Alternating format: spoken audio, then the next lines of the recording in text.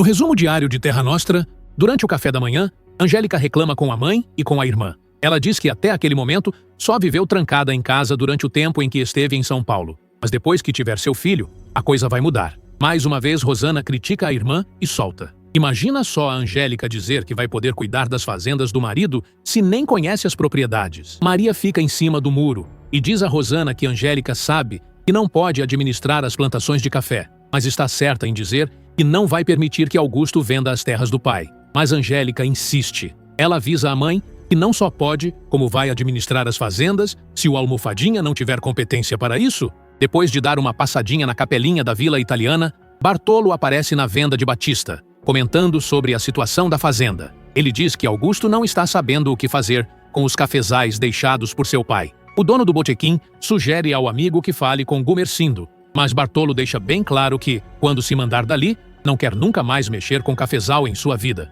Suando em bicas, Padre Olavo vai fazer uma visitinha a Maria do Socorro. A mulher conta ao sacerdote que o marido saiu logo cedo com o genro para vistoriar as terras de Altino e ver a quantas anda a situação por lá. A mulher ainda conta que Altino realmente enlouqueceu. O padre comenta que aquela é a fofoca do dia na cidade e que, inclusive, o fazendeiro teve que ser contido por uma camisa de força. Socorro diz que aquilo é um exagero, mas as duas irmãs aparecem na sala para tomar a bênção do pároco. Ele volta a falar em Altino e diz que o sujeito prometeu uma saca de café quando realizou o matrimônio de Angélica com o filho dele e quer saber como isso vai ficar. Nesse meio tempo, Francesco passeia com Paola pelas ruas de São Paulo. Os dois acabam parando em um restaurante para almoçar. A moça fica preocupada e quer saber se não tem perigo os dois serem vistos juntos. O italiano responde que, em primeiro lugar, ela é sua cliente e depois, sua esposa está em Paris e vai ficar por lá por um bom tempo. Marco Antônio, por sua vez, chega em casa e conta para a esposa que conseguiu uma vaga para Tizil em uma escola pública, onde outros meninos negros já frequentam. O garoto vai poder continuar seus estudos por lá. O rapaz ainda explica que vão precisar da certidão de nascimento do menino para fazer a matrícula, mas Mariana explica que o avô do rapaz não costumava registrar os negrinhos que nasciam na senzala da fazenda. Apesar da decepção, Juliana resolve contar a novidade a Tizil, mas diz a Damião que precisam da certidão de nascimento do menino para que ele possa frequentar a escola. Muito sem graça, o sujeito responde que seu filho não tem aquele documento. Juliana pede para os dois não se preocuparem, pois vai dar um jeito na situação. Alguns momentos mais tarde, Francesco deixa Paola em casa, prometendo à moça que vai achar uma solução para que ela possa fabricar seu macarrão. Ela, por sua vez, diz ao coroa que nunca mais vai esquecer o tal almoço. E enquanto Francesco volta saltitante para o trabalho, em casa, Paola conversa com o espelho e tenta se convencer de que o sujeito não é tão velho quando diz ser. Chegando ao banco, Francesco conta ao filho que, apesar de ter demorado, não conseguiu almoçar direito. Porém, ao invés de contar a verdade, diz que passou todo o intervalo falando sobre a crise, que é só o que se comenta no país naquele momento, mas ri sozinho, achando que está causando no pedaço. Na fazenda, depois de filar o almoço, Padre Olavo volta a perguntar a Maria do Socorro se Gumercindo e os genros pretendem voltar ainda naquele dia para casa. Mas Angélica é quem responde, e diz que se o pai foi realmente percorrer todas as fazendas de Altino, não tem como voltar naquela tarde. O sacerdote, então, conta que conhece o fazendeiro há muito tempo, e que quem morreu maluco naquela família foi a avó de Altino. Meu Deus! A situação fica meio estranha quando Rosana pergunta sobre a mãe de Augusto. Mais uma vez, Angélica intervém e diz que seu marido contou que sua mãe morreu em um hospital em São Paulo, pois vivia muito doente. Desconfiada, Socorro quer saber se a mulher era mesmo doente.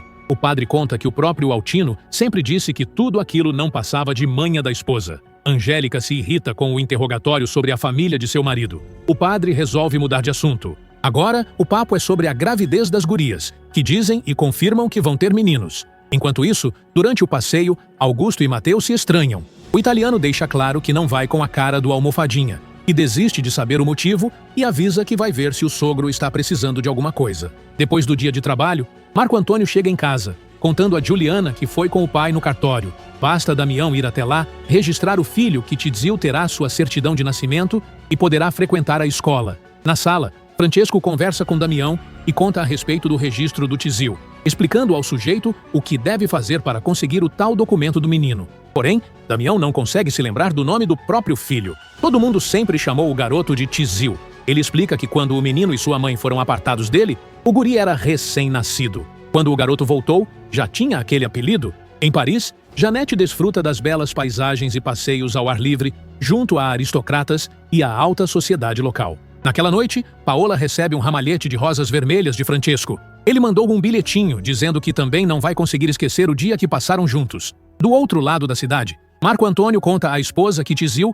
escolheu se chamar Júlio Francisco Santana. Ele explica: ele escolheu Júlio por causa de Juliana, Francisco por causa do meu pai. O banqueiro então completa a fala do filho e diz que Tizil escolheu o sobrenome Santana, porque esse era o nome da fazenda onde ele nasceu. Nesse meio tempo, o garoto comenta com o pai que está feliz da vida por ir para a escola. Damião, orgulhoso, diz ao garoto que agora o nome dele é Júlio e não Tizil. No interior, a jornada pelas fazendas de Altino termina. Já em casa, Augusto comenta com a família que não sabe como o pai conseguia administrar suas fazendas e, inclusive, estão com a lavoura de café cheia de mato. Mateu explica ao concunhado que precisa botar gente nas terras para capinar o cafezal logo, ou ele vai ter muita perda quando começar a colheita dos grãos de café.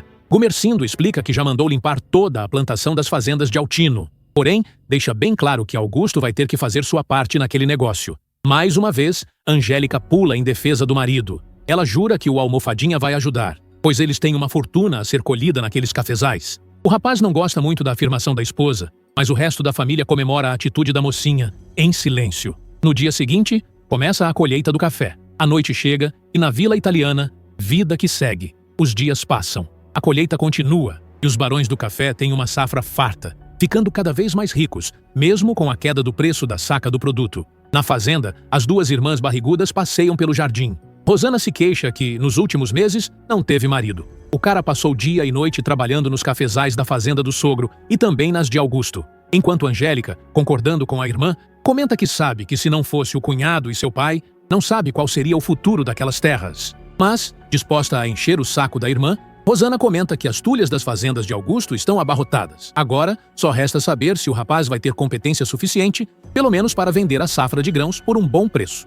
Realista, Angélica começa a rir e pergunta: "Imagina, Rosana, você acha mesmo que ele vai ter competência para isso?"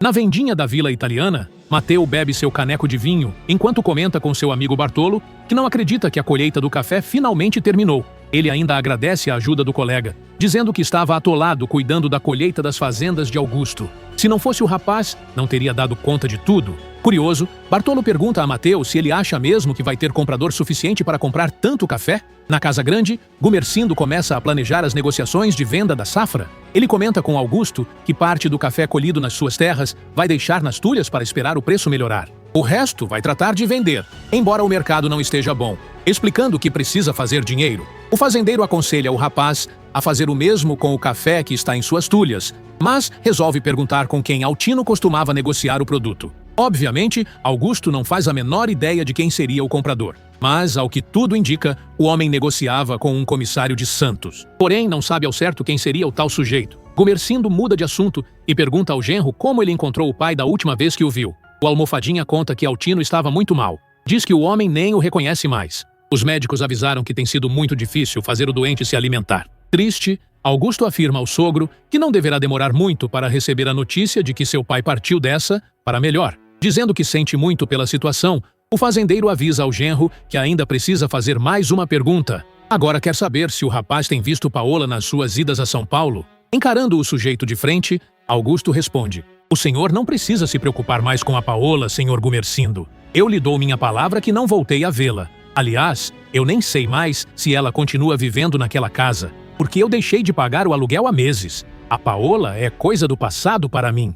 Gumercindo decide dar um crédito para o rapaz e retoma a conversa sobre o café. Ele diz: "Se eu encontrar um preço razoável pelo meu café", mas é interrompido por Augusto, que manda o sogro vender o dele junto. Mas o fazendeiro, disposto a marcar seu território, responde com um sonoro: "Eu decido", deixando o moço com a cara no chão. Outra vez. Enquanto isso, Francesco investe na sua paquera a Paola. Leva outro buquê de flores para a moça. Em casa, as empregadas comentam que o patrão agora caminha todos os domingos, desde que a patroa se mandou para as Zoropa. Sem desconfiar de nada, Luísa diz à governanta que o patrão deu uma rejuvenescida. Mariana comenta que deve ser porque ele tem tido menos aborrecimentos desde que Janete viajou. Porém, Francesco está indo em direção da casa de sua amada, carregando elegantemente as rosas vermelhas que têm marcado sua presença na vida de Paola. A italiana recebe o banqueiro em sua casa, mais uma vez. Arrumando as flores que ganhou em um vaso, comenta: "O senhor é a única pessoa que me dá flores nessa vida." Tá me acostumando mal.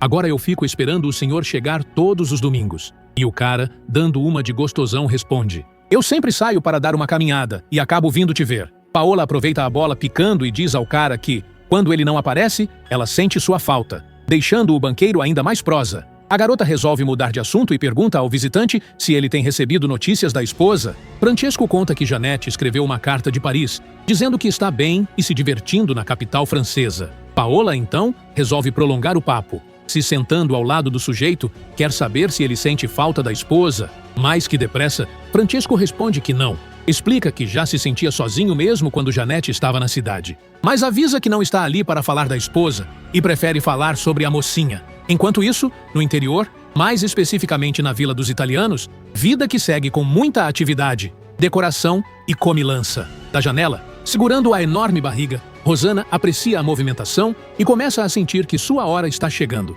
Mas sente também a solidão que se encontra, pois Mateu nunca está presente. Maria do Socorro aparece para avisar a filha que Leonora está pondo a mesa para o almoço. Mas a moça diz que não quer almoçar. Ela explica: eu saí para dar um passeio essa manhã com a Angélica e agora não estou me sentindo muito bem. Preocupada, a mulher pergunta o que a filha está sentindo. Rosana, com um sorriso no rosto, diz que não sabe explicar muito bem. A barriga está parecendo mais pesada do que de costume, porém, não está sentindo nenhuma dor. Meio assustada, a moça pergunta a Maria do Socorro se ela acha que está chegando a hora de dar à luz, mas a mulher desconversa. Porém, diz que, se fosse esse o caso, já não seria sem tempo dela ter o bebê.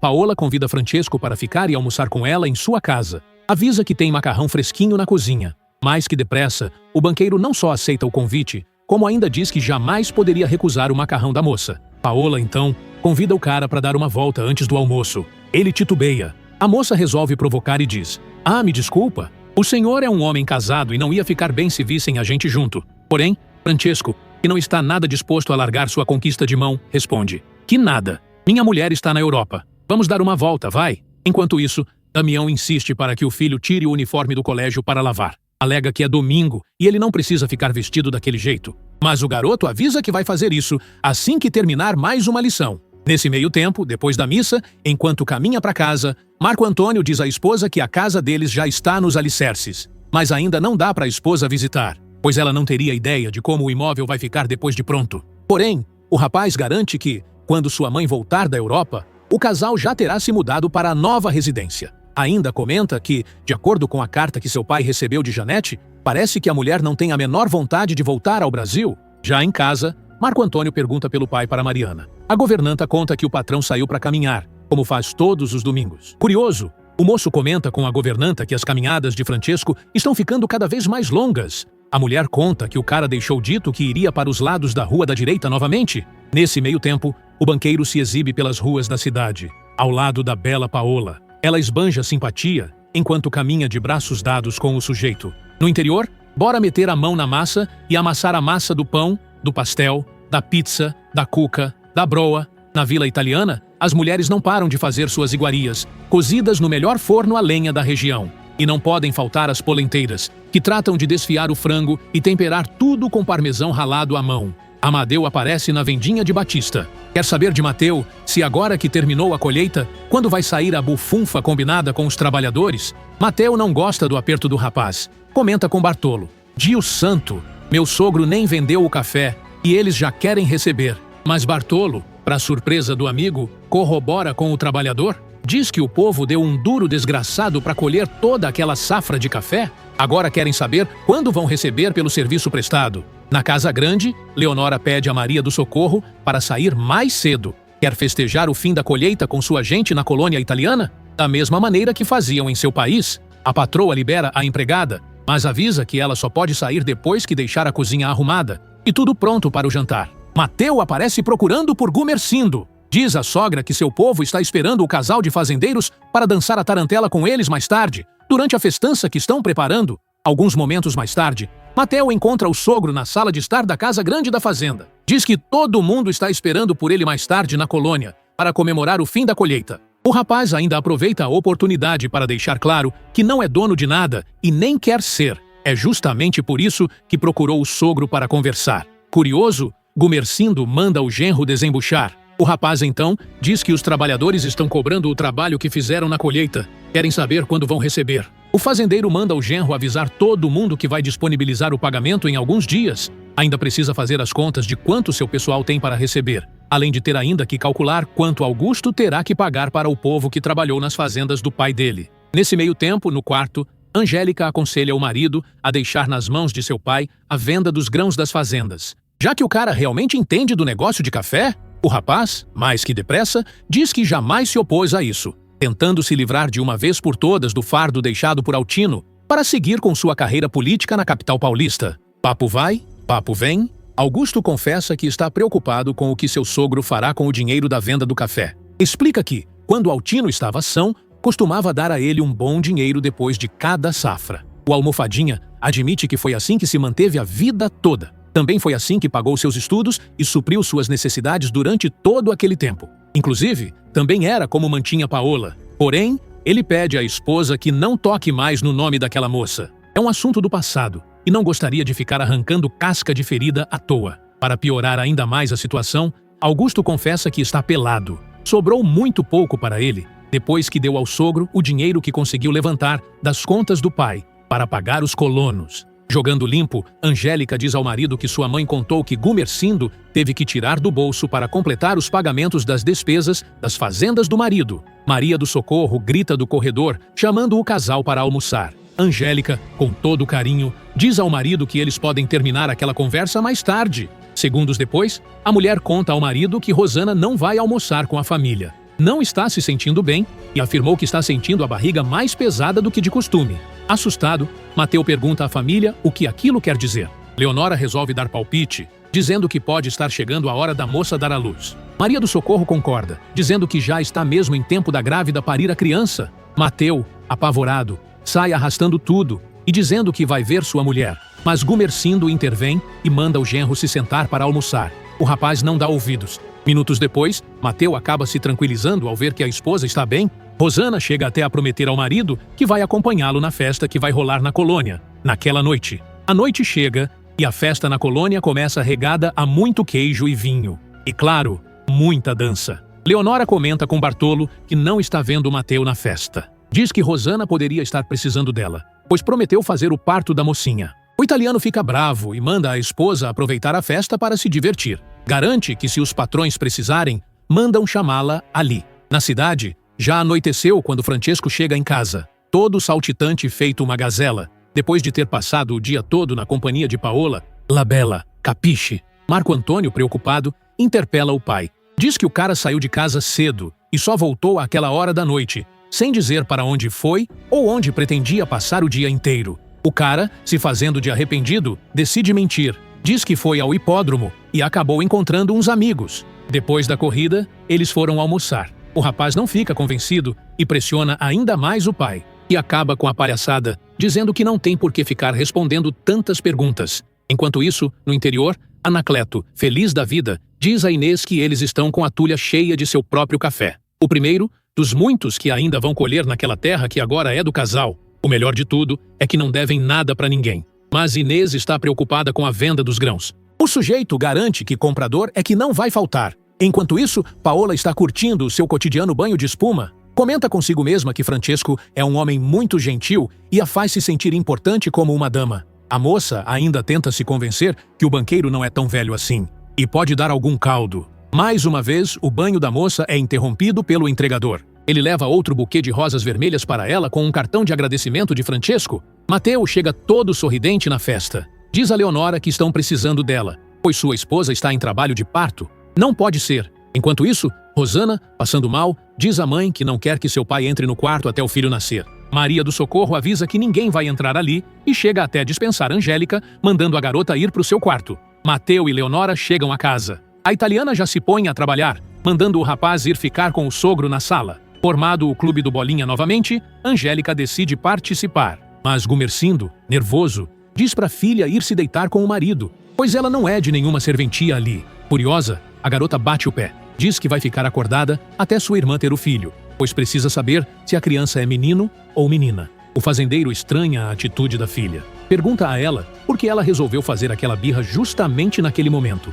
Angélica, enfrentando o pai, responde: "Porque eu quero ver o que o senhor vai fazer caso seja uma menina." Furioso com a resposta da moça, Gumercindo decreta: eu estou mandando você ir se deitar, e eu quero que você me obedeça. Augusto, leve sua mulher lá para dentro. Porém, assim que o casal se retira, o fazendeiro comenta com o genro que seu primeiro neto tem que ser um italianinho macho. Na colônia, a festa termina. Batista comenta com Bartolo que Leonora está demorando a voltar. O italiano diz que talvez as coisas tenham se complicado na casa do patrão. Nesse meio tempo, Gumercindo e Mateu, que já mataram uma garrafa de licor, continuam tomando todas. Quando Angélica reaparece pedindo desculpas ao pai, diz que não tem como ficar trancada em seu quarto enquanto sua irmã está ao lado, dando à luz. O fazendeiro acaba cedendo, mas Mateu fica preocupado com o silêncio e é rompido bruscamente pelo choro do bebê, garantindo que seu filho é macho. Angélica resolve perguntar ao pai o que ele vai fazer se não for um menino. O sujeito diz que, se for isso, deserda as duas filhas. No quarto, Rosana descobre que deu à luz a um menino. Fica aliviada ao saber que acabou não decepcionando seu pai. Leonora aparece na cozinha dizendo que Rosana está bem, mas decide fazer um suspense e manda o patrão ir ver com os próprios olhos se o netinho que acabou de ganhar é menino ou menina. Sozinha com Angélica, a parteira confirma que sua irmã teve um menino. Diz que agora a garota pode se sentir aliviada e ter até uma filha, pois o patrão não vai mais fazer pressão. Mas a mocinha não gosta muito daquela observação. No andar de cima, toda a família está babando em cima do recém-nascido. Mas Maria do Socorro interrompe a farra dos meninos. Avisa que Rosana e a criancinha precisam descansar. Orgulhoso, Gumercindo vai dar os parabéns à filha. Reafirma que realmente esperava que ela lhe desse um neto. Emocionado, o fazendeiro acaba deixando o quarto da moça de repente. Maria do Socorro comenta que o marido foi chorar escondido, pois sempre sonhou com aquele neto. Mateu e Rosana, por sua vez, não param de rir por causa de tamanha felicidade que estão sentindo com o nascimento do seu primeiro filho. Sozinho no seu canto favorito da casa, Gumercindo não consegue conter as lágrimas.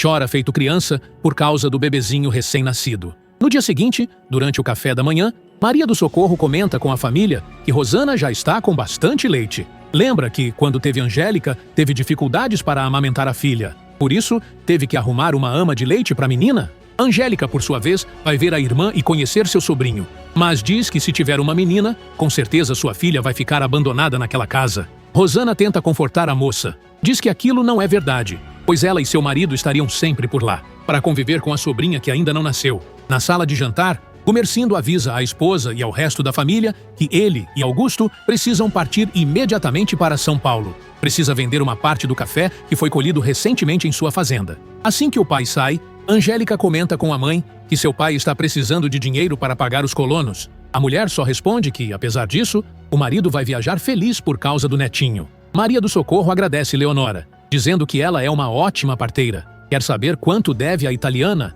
Porém, a mulher avisa que só a amizade dos patrões já basta. Pretende ainda fazer o parto de Angélica, que não deve demorar muito para acontecer. Santa Mãe. Maria do Socorro nota que a filha está com uma cara estranha. A moça, soltando um gemido, se senta e diz à mãe que não é nada.